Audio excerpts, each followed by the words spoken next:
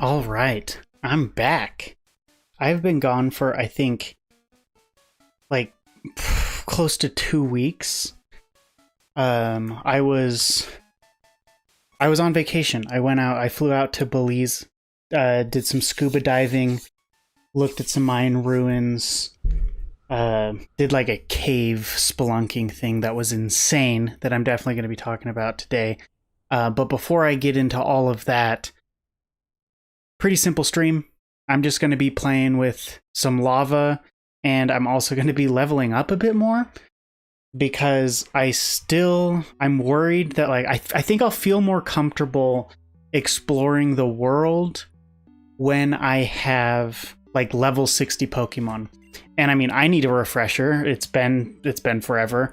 I think I should just throw my Vulpix. I want to evolve my Vulpix. I probably need a Vulpix is a Firestone. Why am I...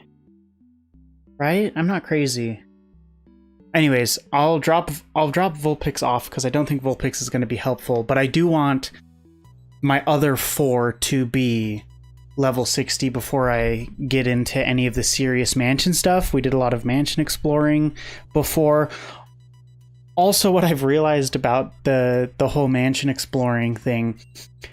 Well, it's not something I realized. It's just something I need to tell you guys.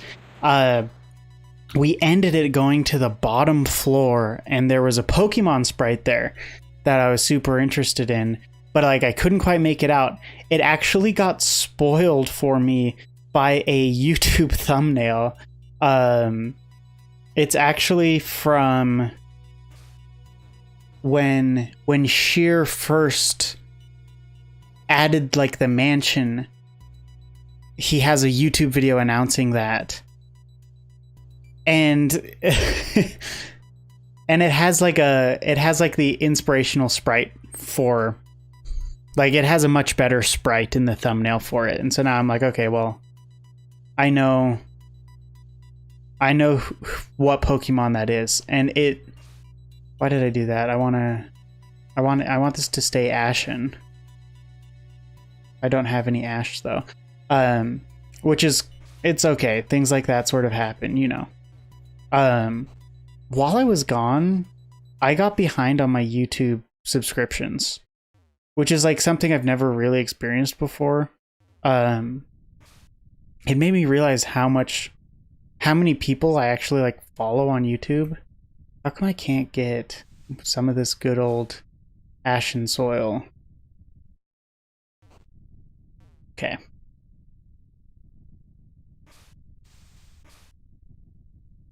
Firestone. Hey, let's take a look at that. I have hours of content to watch on YouTube now. And it's just because yeah.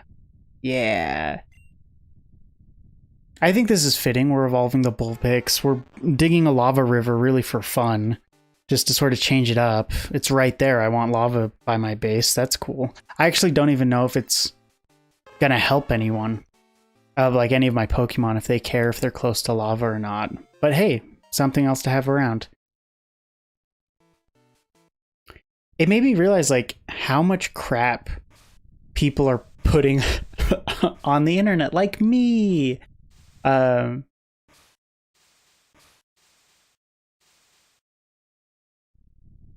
because I'm still going through it.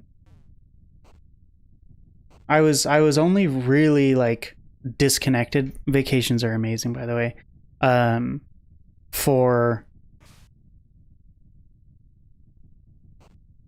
a couple, for like a week and a half.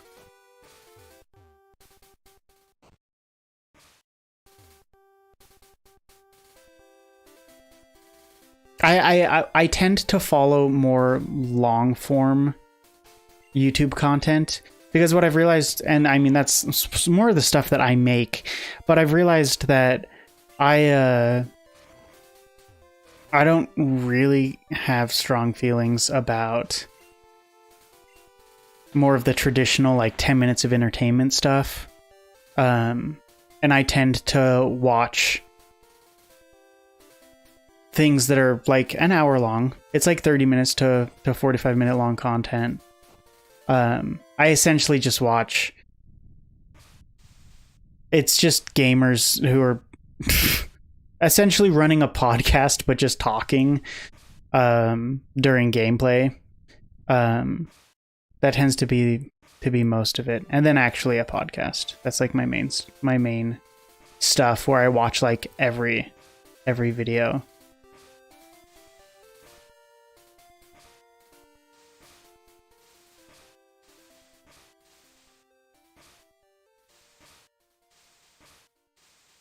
I love how there's just a lava river going straight through the snow mountains. But anyways, I'll talk a little bit about Belize. No, I'm going to preface this. I'm going to be very straightforward here. I'm probably going to talk about the Mayans like multiple times through the next couple of live streams because it was super, super cool. And I learned so much more than I ever thought I would.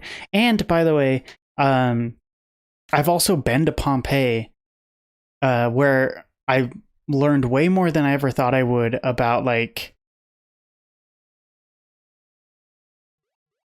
how continents influence human development.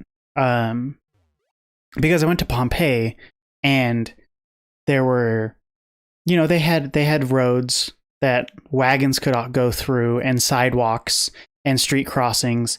And then they had like fast foods, like restaurants at the corners where chefs would have like pots of food out and you could come up and take some food. And then they'd have like a place for you to deposit your coins. And I was looking at all of like, and also like in Rome, the emperor had heated floors, which just bugs me that 2000 years later, I don't have heated floors, but some guy 2000 years ago was doing it. That should be a commodity for everyone.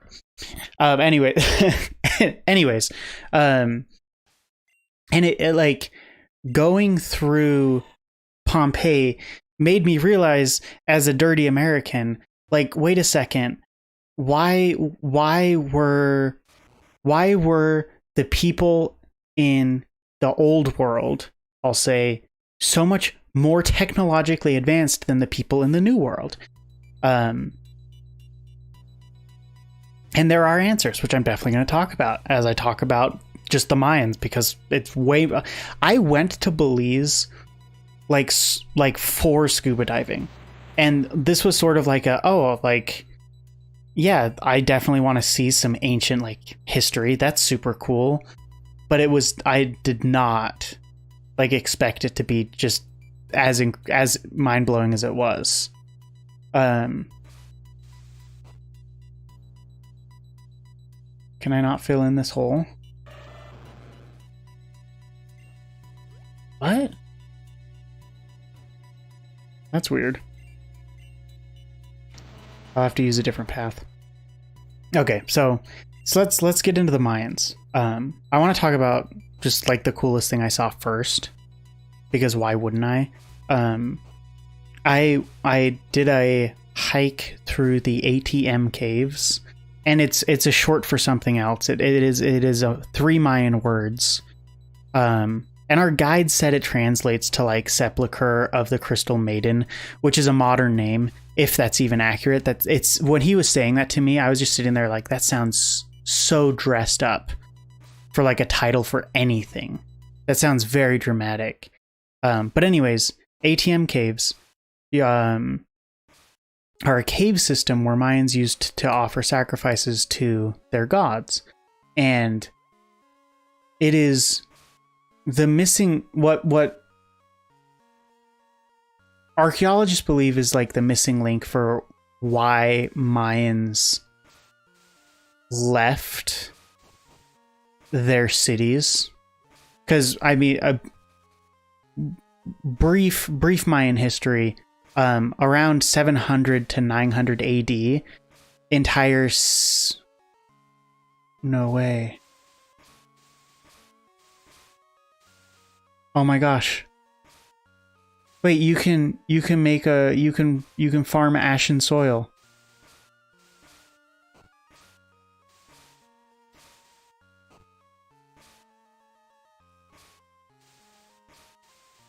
This is awesome.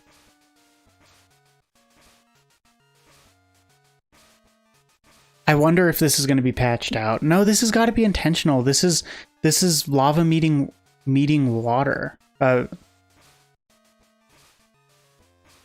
man, this is such a cool detail. I'm so happy with that. Unfortunately, we're not going to do it right now. No, I can't fill this in. Do I have to go around even this? Man. Wild. We'll just have to go back and connect that. So yeah, from 700 AD to 900 AD. Oh, there's another one. No, it's filling in. No, this is a disaster. No. 780 to 900 AD. Mayans just like by traditional archaeological methods, just apparently abandoned entire cities.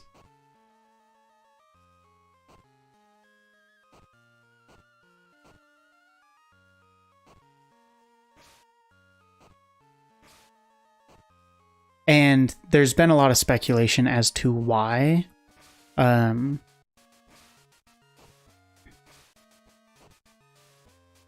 it's believed that the ATM Caves are the best explanation for what happened. Because the ATM Caves, you can date the sacrifices. And the sacrifices made in the ATM Caves follow the exact same time period by which Mayans were starting to migrate northward. And then you can also look at, well, what were they sacrificing as evidence for it. And so here's the lowdown, okay? Mayans believed that water came from caves, and they also believed that the caves were the underworld.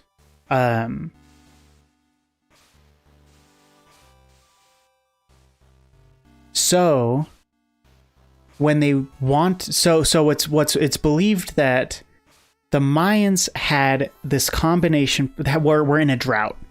And so because they were in a drought, they went to the source of water and offered sacrifices.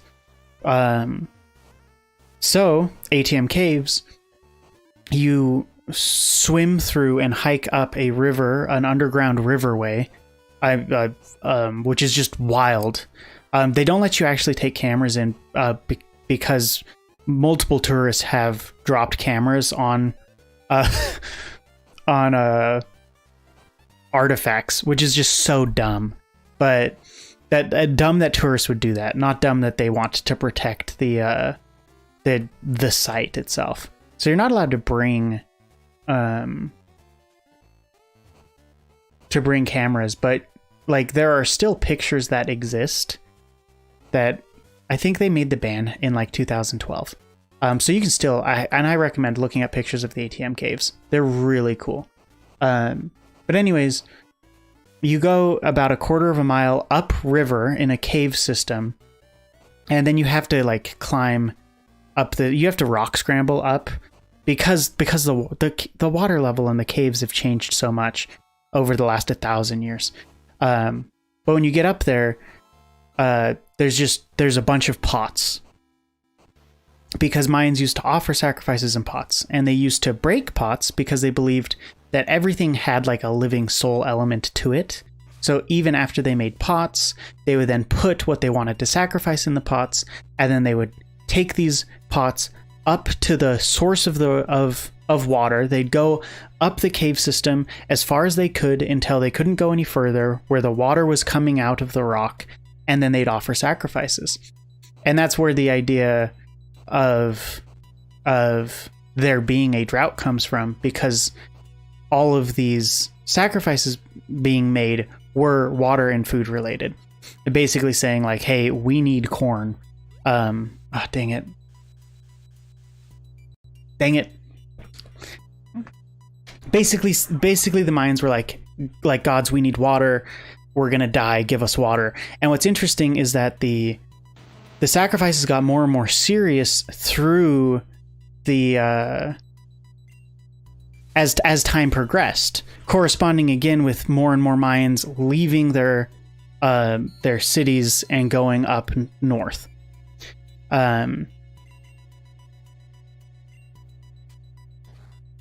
So it transitioned from just food offerings to, they believe some of it was cooked food, to blood offerings. And in Mayan culture, the elites would do blood offerings. And it was believed that essentially they would get high on some drug, and then they would cut themselves and offer that to the gods. And they'd collect the blood on strips of like paper and then like burn that in the pots. So that's the next thing, is when you go farther along the cave system, it starts with these pots that held food and food in them, and then it turns into pots that held blood in them. And the pots are all still there. Like it's absolutely wild, because like you go there and it is still taped off by the archaeologists. Like they have like taped off areas where it's like, you know, don't cross this path, and they have like it's what you'd expect in like an Indiana Jones dig, where like they have like a tag with a number coded to it nailed into the rock next to a pot, so that they can like identify their artifacts by like number, like a number system. It's super cool. But it gets even better, because when you get to the end of the ATM Caves, you get to where the Mayans offered human sacrifices, and the bodies are still there. Like, I'm sure some of the bones were collected. I just assume that if I was an archaeologist and I found skeletons, I would want to, like, I don't know, preserve them. I mean, the cave system's already done an amazing job of preserving the skeletons, because it protects it from so much wear. It also like calcifies. It sort of integrates into the stone. So anyways, in the ATM Caves, you get to the far back, and I saw, I want to say 5 Mayan sacrifices that were made. And the sacrifices show that the Mayans were pretty much down to kill anyone if they thought it would help. So like one of the sacrifices is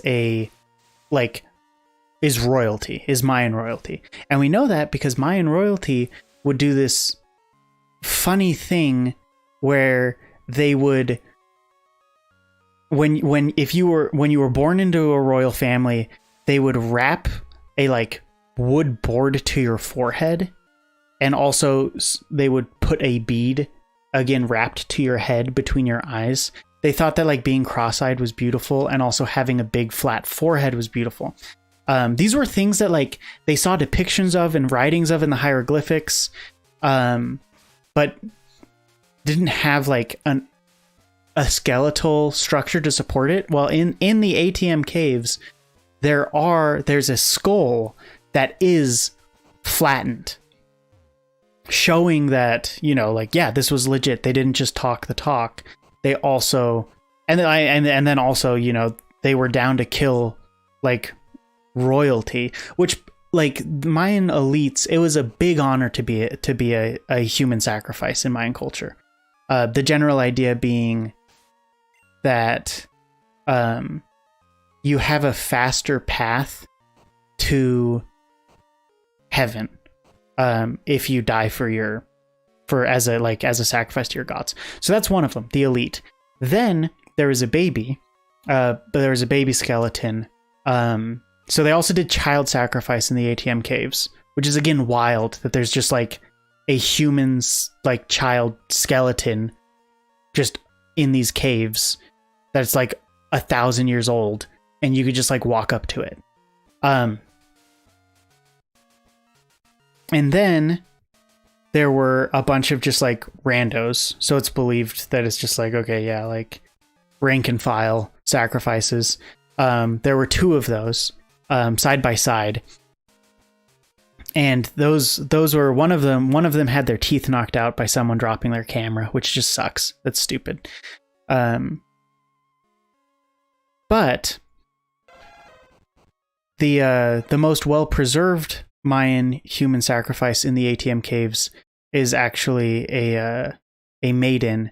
And this is what, if you Google the ATM Caves, this is what you'll see in all the pictures. And it's believed that she was, you can know from like studying how skulls developed, if it's male or female, and generally the age. And so it's believed that she died willingly because her entire skeleton is just laying down across the rock. So it's believed that it wasn't a like prisoner, which I bring up because the last one that we saw is believed to be a prisoner. The reason being, his skeleton was like, his arms and legs were behind him. So it's believed that he was like bound and carried into the mountain and then bashed in the head instead of like the more traditional bloodletting as a sacrifice. And that skull, unfortunately, has a big hole in it because someone dropped their camera on it, which is just, again, just sucks. It just sucks that happened. But anyways, that is the ATM Caves, and it blew my mind because I wasn't expecting that. No, I don't want to surf. I want to put grass in that hole. So if you ever in Belize or even Guatemala, which by the way, I recommend, I have to say, like, do the ATM Caves tour. It is absolutely insane to be standing in an archaeological dig and seeing like the history and the culture of the Mayans in action. It is just mind blowing. I mean, maybe I'll come back to it. I'm gonna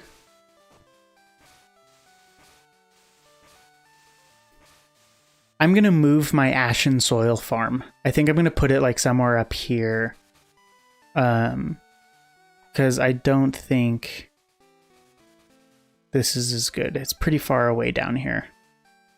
I sort of want to build it into the base instead of... I don't want it around the Pokemon. I'm gonna move it over here. And then we'll do some training.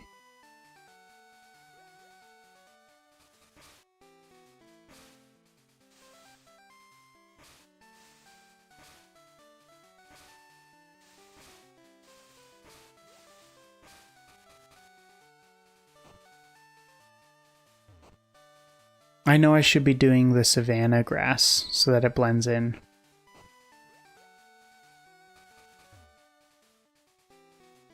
Let's dig the path first, and then let's make an entire row of lava that's just gonna rock right here.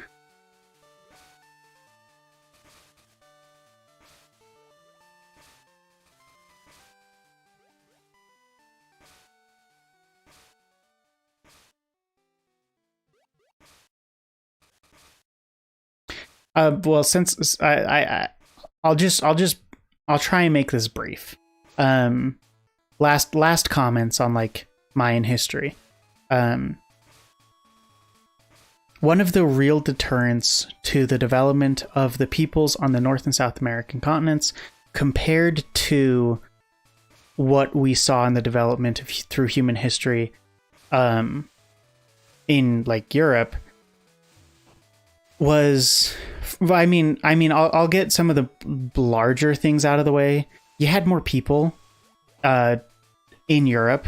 Well, not just Europe. You had more people in all of the old world, in Africa, in Europe, or, you know, the Middle East, Asia, that had the capacity to travel, which is a big boost for human development because, you know, someone has a good idea and it immediately becomes advantageous to trade, and for that idea to spread. No, I don't want to surf. And so big thing out of the way, there's a lot more people. Obviously that's going to help. But another really interesting thing at play is that there were really common like because all of Asia and Europe and the Middle East and everything around the Mediterranean and North Africa, because they were all horizontal instead of vertical, it was easier for domesticated things to spread through the regions.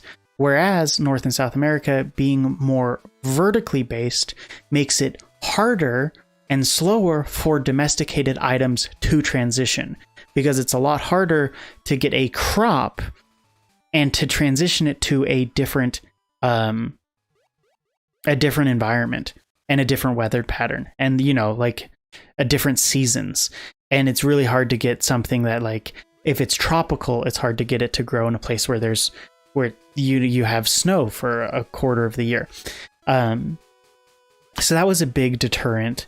But maize was good enough to do that anyway. Corn spread from the jungles of Central America to both North and South America. But then there are other items that you can see didn't travel as well, like potatoes, a South American thing in the Andes Mountains that didn't really make it to North America. So there are these. So you're limited in your domesticated foods, and then America was also limited by domesticated crop, because you couldn't have. Wait, I said domesticated crop. It was also limited by domesticated animals, because there were less beasts of burden to domesticate.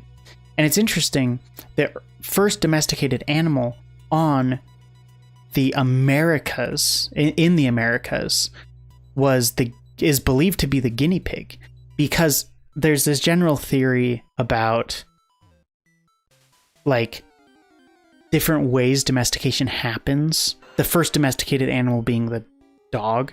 And because the dog is like the first one and the oldest one, along with like cats, it's believed that what is essentially happening is there are animals that are establishing a mutually beneficial relationship with humans. The idea being like, oh, there were wolves that realized that they could get some easy food if they followed around people while people were hunting, because the people would hunt, kill what they needed, and leave a bunch of stuff that the dogs could then eat. So it's believed that there are some animals that are domesticated because they fill this niche kind of relationship with humans, dogs and cats being them. But then, like, guinea pigs start to hang around humans, probably, I'm not an expert on this, but probably for similar reasons, where guinea pigs are like, hey, there's a lot of food around these humans, which leads to like more interactions, more opportunities to catch them, right? And then you get into this other thing where the next kind of like bucket of domesticated animal is a source of food, where it's like, hey, I'm just mashing, it's gonna hurt, my mashing's gonna hurt me.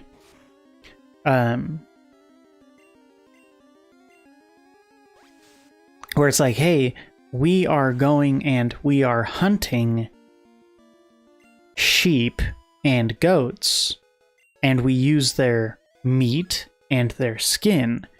Well, what if we caught them? I don't know if I want to even learn Screech. Okay, I'm gonna...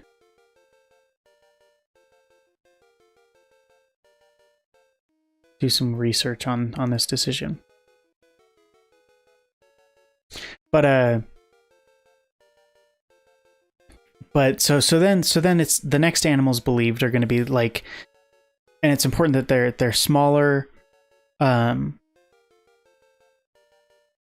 smaller animals that, and there's a whole host of factors for like raising animals for food that inhibit the domestication of animals. You'll notice that like through human history, we haven't domesticated any like carnivores, and it's because it's so hard to feed them. Like if you domesticated a jaguar, which we did see, we went to the Belize Zoo, which was cool. Then you're gonna have to feed that thing animals, and that's, oh my gosh, how many animals do you need to keep around so that you can keep your jaguar alive? And what is your jaguar gonna give you, right? Do I want to lower speed? Or I think I'll get rid of Scary Face. And then the last domesticated animal in human history tends to be beasts of burden, which there weren't a lot of in South America, or I guess Central or North America. And so you have a lot of these inhibiting factors for like developing your food sources, developing modes of travel, developing more efficient systems of farming, because you don't have your horses, you don't have your cattle, right? Which it is believed that the Incans, I mean, I don't remember the date, so I'm not even going to say them, but the Incans down in Peru did domesticate llamas.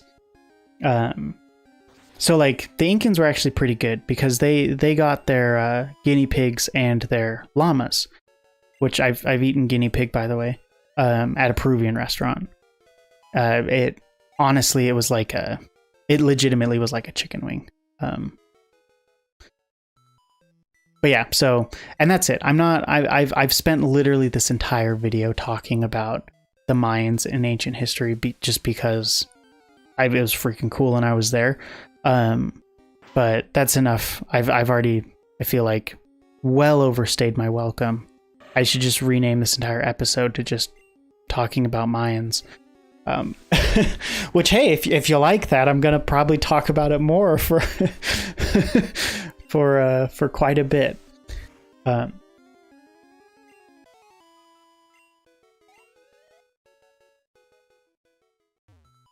get my Feraligatr up.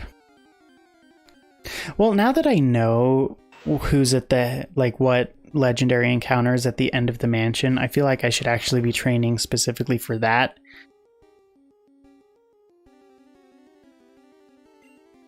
Well, wait a second.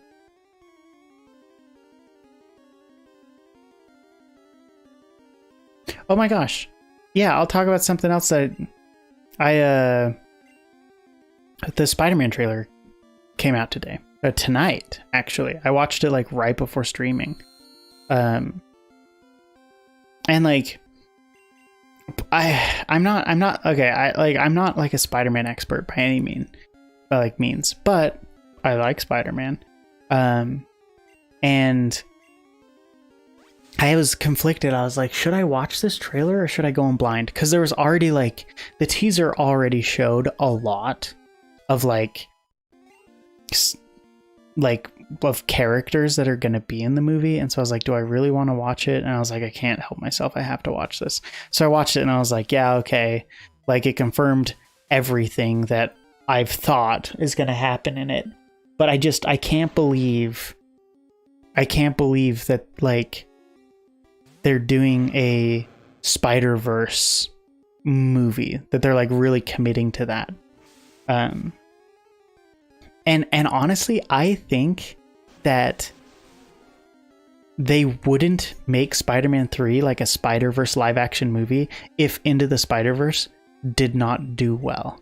But like, Into the Spider-Verse is a great movie, and it basically got tons of people like to like learn about the Spider-Verse. Because I mean, I'm like I said at the beginning, I'm a casual fan. I knew that the Spider-Verse existed, but I didn't really know the specifics of it in any stretch of the like in any stretch. I just knew that it existed, that there's lots of different kinds of spider people. And so that was also my introduction. And I think I just think if that movie didn't do well, we would not be getting a live action version of it, because apparently it worked. Apparently, oh, come on, coughing. Don't do this to me. Don't do me like that. Coughing. Why'd you have to self-destruct? Wow, for alligator tanked that? What a boss. Let's go take care of our poison for alligator. But the trailer's awesome, and I mean, I'm old, so I like the OG Raimi Spider-Man movies. Oh, I got out of bed lightning fast. And I think I'm most excited, and this surprised me. I think I'm most excited for Green Goblin. I'm most excited for William Dafoe. They gave him a couple lines in the trailer where he's essentially says what he said to Tobes, where he's just like, why do you care about these like people? Like, why do you do anything that you do, Spider-Man? Like, no one gives a crap about you as a person. They all hate you and they'll throw you away. Which is like what Spider-Man's going through when it's, when his identity's revealed. So like, he's totally right. Just completely on point. And he said that, and it made that connection where I was like, oh my gosh, like that is so fitting. And then I was just like, man, I'm so ready to see two metal coats from Delibird. I was just so ready. I was like, okay, like, yeah, I want to see what Dafoe says.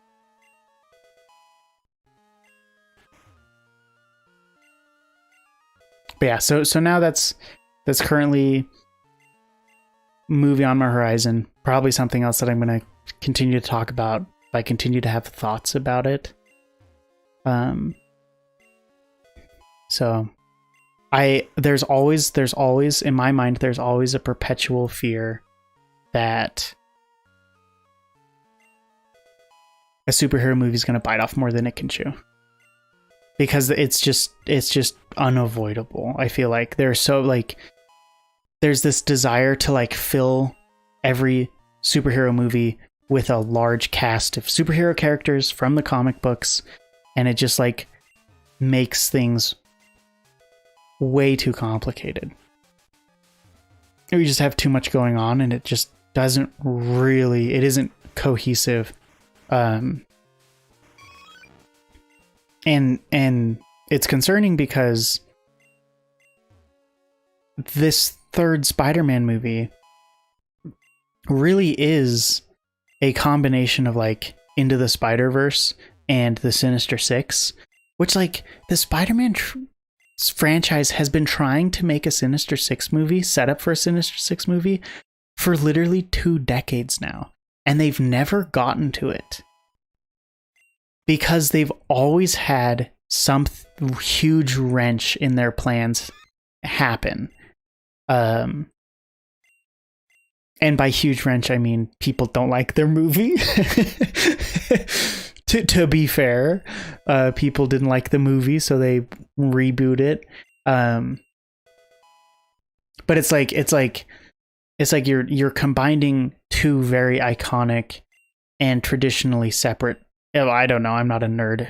Explain it in the comments below.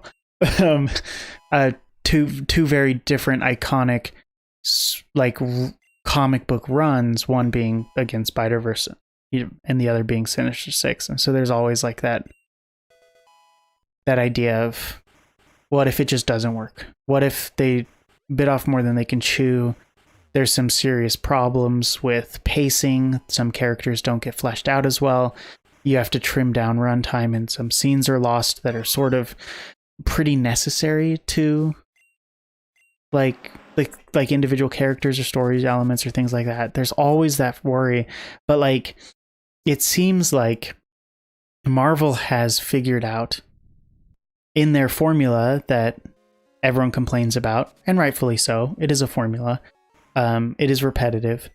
They figured out how to balance these like larger cast films and making movies that can have a lot of characters and still like do individual characters justice without losing that cohesion. So like on one hand, I think that they can do it, but like if the movie really has 5 supervillains from different Spider-Man franchises to introduce and 2 other Spider-Mans to introduce, and Spider-Man needs to go on his own personal journey, and like Doctor Strange is there. These are a lot of like, that's just a lot of characters. Like that's just it. Like that's a huge juggling act to keep up for a movie. So like the combination of Spider-Verse and Sinister Six kind of deal, even though I think it's actually 5. If Green Goblin, Doc Ock, Sandman, Electro, and Lizard, that is 5. So there's 1 missing from it truly being Sinister Six, I guess. But it to me, it's very reminiscent of Batman vs Superman, which is, of course, combining the comic book run Death of Superman with the Doomsday and Batman vs Superman, which could have been their own movies, like had enough story material to be their own movies without trying to mash them together. So all in all, I think it'll work out. I think it'll work out. I'm still optimistic. It's not like I'm doom and gloom here. I guess I'm trying to keep my own personal expectations down. But I realized that Feraligatr has Bite, which is going to be super effective against the Pokemon in the basement. So if I really want to like get myself ready for the battle, I think Feraligatr needs to be my lead. So that's who we're going to focus on.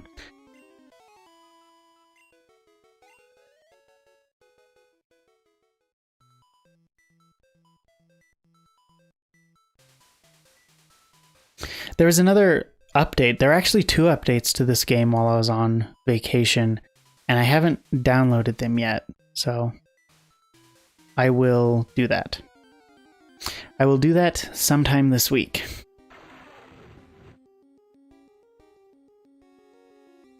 Magmortar, man.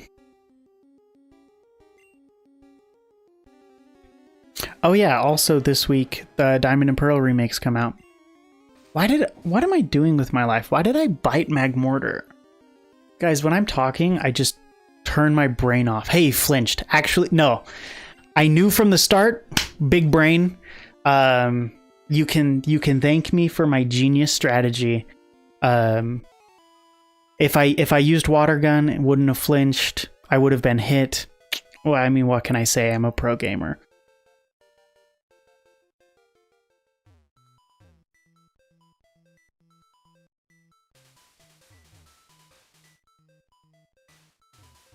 But yeah, Diamond and Pearl remakes come out like Thursday or something. I honestly, I debated getting them. It was one of those things where it's like, hey, like Diamond and Pearl were like my generation that I played without my siblings. Where it's like I played Gen 1 and Gen 2 with my older brothers. And this was like, you know, they were done with Pokemon, and I clearly am not. They're not actually done, by the way. They're my nieces and nephews are learning a lot about Pokemon and Digimon. So but anyways, don't self-destruct. Okay, good. But anyways, I thought like, hey, like I actually stream now. Like, what if I get it and just like play through it? And then I was like, I'm too busy. It's okay. It's whatever. Which is true. Like, I didn't realize how interesting the YouTube landscape is until I started a channel. As a consumer, I really just don't give a crap about a lot of things that happen on YouTube. It's literally like, hey, when I want to watch something about Roller Coaster Tycoon, I go to these two people to watch their videos. And these two people are like siloed into only doing Roller Coaster Tycoon content, which like they love. So it works, right? There's this marriage of like, what do you enjoy doing and what do people enjoy watching you do that you need to find. But like, it wasn't until I started a YouTube channel that I really realized how many people are siloed into like one thing, where it's just like, okay, like, and this is sort of the temptation of content creation, where it's like, oh, if you really want views, then you have to like stay up to date on the most recent games and things like that. And it's like, oh, this is what's doing well on my channel. People want more of this. I should do more of this. I should be biting all of these poison types so that they can't poison me. But well, so that they flinch, hopefully, and then they can't poison me or self-destruct. But like it's incredible because suddenly I see, and just like, you know, I'm just derping around. I'm just doing what I like, and it's amazing to see like these ideas that I never would have considered before. But now that I have a YouTube channel, it's like an idea where it's like, oh, what if I played the newest Pokemon game? And it's like, I don't want that to be my life. I have no interest in that being my life. And so I have these thoughts that are like, oh, like you should do X, Y, or Z on your channel. And it's like, no, I think I'll just do what I enjoy, especially because I'm so busy with other things outside of my gaming hobby that I can't dedicate a lot of time to what I'm doing, which is also why I live stream. Like, live streaming's kind of a cheap and easy alternative to avoid editing. But it's just really interesting. And also, I would recommend to everyone, just like, hey, if you already are on YouTube, like watching stuff, and you already have like games that you play in your free time, like try it, stream it. Why not? What's the worst that could happen, right? Well, the worst is a 12-year-old could call you dumb in your chat, which is, in context, that's not bad. Well, actually, I say that, and now I'm like, the worst thing that could happen is you dox yourself. But it's the internet.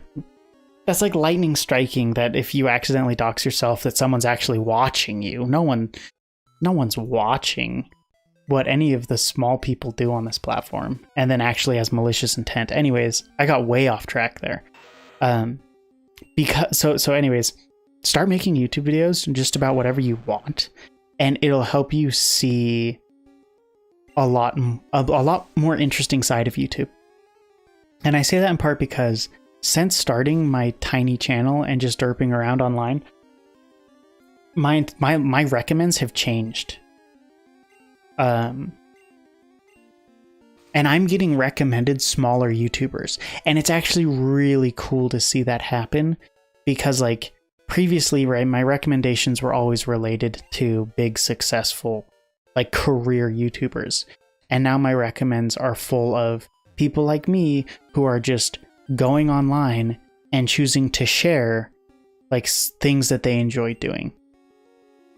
And that has by far been like one of the coolest parts about going in, and just like live streaming in a bunch of different categories and seeing a lot more about what's going on.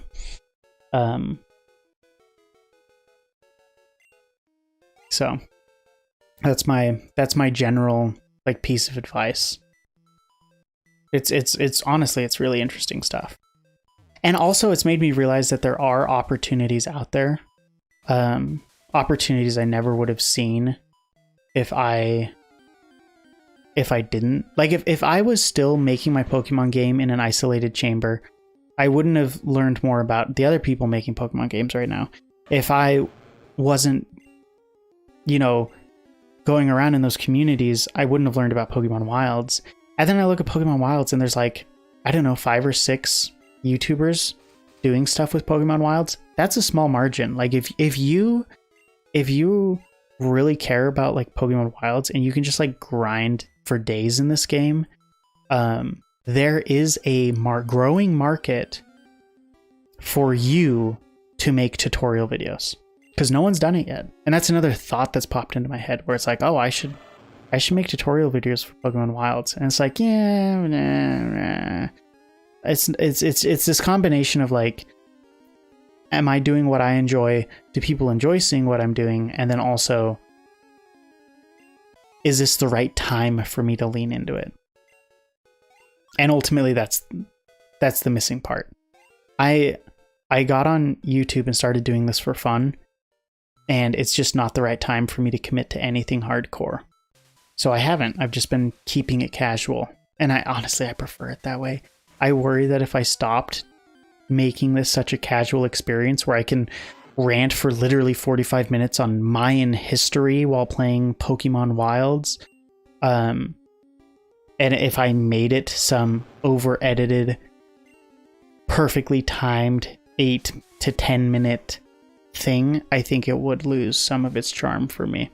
And I would hate for my small time that I have to goof around in a game to become a chore and an obligation. So I appreciate everyone who like watches my stuff and is interested in what I do and engages with it. Oh my gosh, I'm just not thinking. Just bit an Arcanine. I just did it again.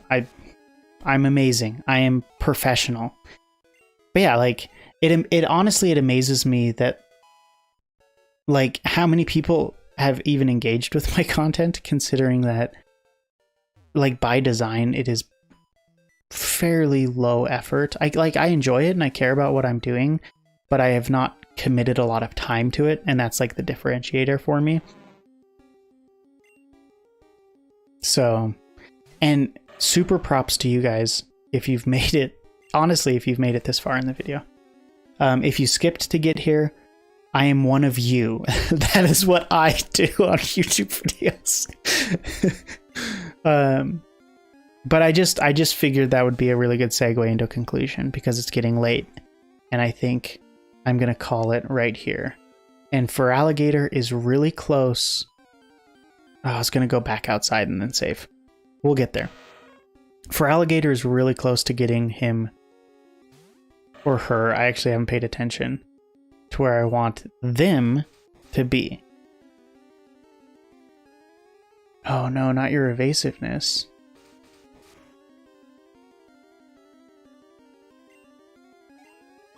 Yeah. Whoa. Oh, this is awesome. So I don't think there's any reason why I shouldn't replace Water Gun. I'm going to do a quick accuracy check on Hydro Pump.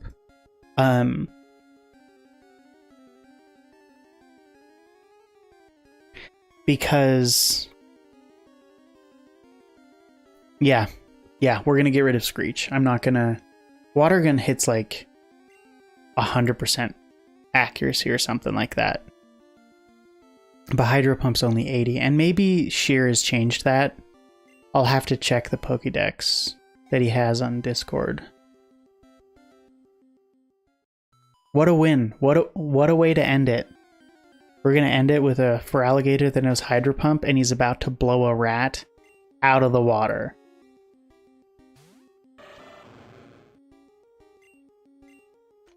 No, you missed. Oh, we got Hyper Fanged. Oh, that's nothing. I love the animation for Hydro Pump. That isn't the original one, but it is definitely like in line with the original 3 pillars of absolute awesome. So, can I make it outside? I can. Mini-Me saved the game. This was actually a really good stream. We learned that you can farm ashen soil just with a lava pool meeting water. We added a lava pool line to our farming system so we can get as much ashen soil as we want. we almost have Feraligatr at an adequate level to go fight the legendary in the mansion. And he learned Hydro Pump.